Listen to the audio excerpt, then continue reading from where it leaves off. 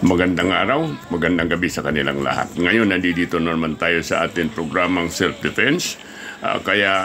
Ito po ang atin tinuturuan ngayon dito ay isang black belt sa Taekwondo at balak niya kasi magturo ng Taekwondo sa PNP Training Center. Ngayon po, ang tinuturo natin dito sa kanya ay yung basic kung paano hawakan ng isang stick o yung isang pamalo dahil sa pag nakaagaw kasi tayo ng pamalo sa ating kalaban ay kailangan marunong tayong gumamit. Iyon ang purpose natin dito. Ngayon ito si Louie ay ngayon lang to na tinuruan ko, pang ilan araw niya pa lang ito, mabilis na siya at nakukuha niya agad yung mga tinuturo ko agad dahil siya po ay isang black belt ng Taekwondo, kaya lang nag-aral siya sa atin para kasi yan ang requirements kasi ng PNP Training Center sa Lucena ay ang Taekwondo ang ituturo doon. Kaya ngayon, yan ang tinuturo natin sa kanya at mga basic lang ito, no? Tinuturo natin dito. Dahil kapag nakaagaw tayo ng armas ng kalaban natin, halimbawa,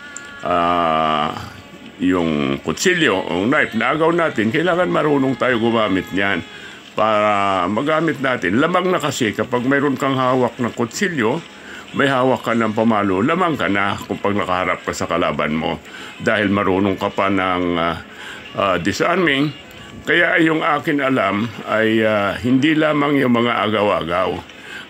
Halos lahat marami tayong alam na kapag ang kalaban natin ay may alam ng ibang mga halimbawa may magaling siya manaksak. So, kailangan ma-anticipate natin yung mga kalaban natin na may mga alam. Pero kapag yung walang alam, okay na yun yung atin disarming, mga agaw-agaw, okay na yan. So, yun po ang tinuturo ko ngayon dito kay Louie dahil siya ang gagawin natin sa ating organisasyon ng Taekwondo na magiging representative natin siya sa Lucena City. At siya rin magtuturo sa BGMP doon at sa PNP Training Center. Ayun, siya po ay ilan araw pala nagtitraining sa atin. So, tingnan nyo, mabilis na, marunong na, madali maturuan ito kasi black belt na ito nga ng ibang martial arts. Kaya yung mga gustong mag-aral, gusto magpaturo para matuto kayo ng self-defense, punta lang kayo at nandito lang ako sa Quezon City, dito po sa Batasan Hills. Yung mga ibang mga black belt nandito sa Metro Manila, pwede tayo mag-training dito sa atin bagong gym dito sa Batasan Hills. Ngayon, yung mga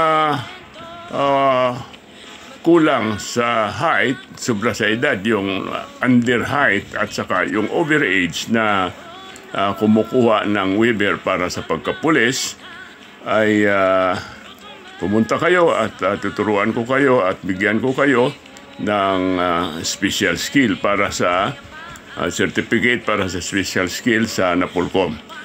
Dahil sa ngayon, mayroon tayo ditong dalawang tinuturuan. Sa ngayon, ito naman po ay ang tinuturo ko lang dito. Pinapakita ko sa inyo kung paano pag may pamalo ang ating kalaban, paano natin yan salagin, no? Paano natin igagamitin yung ating baston laban doon sa may baston rin ng ating kalaban. Yan po, no? Salagin natin, pwede natin disarmahan.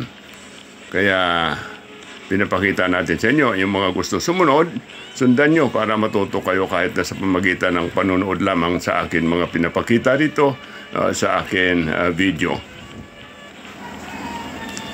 Yan po, yung mga hindi pa nakapag-subscribe, mag-subscribe kayo para yung mga bago natin mga techniques na tinuturo ay sundan ninyo.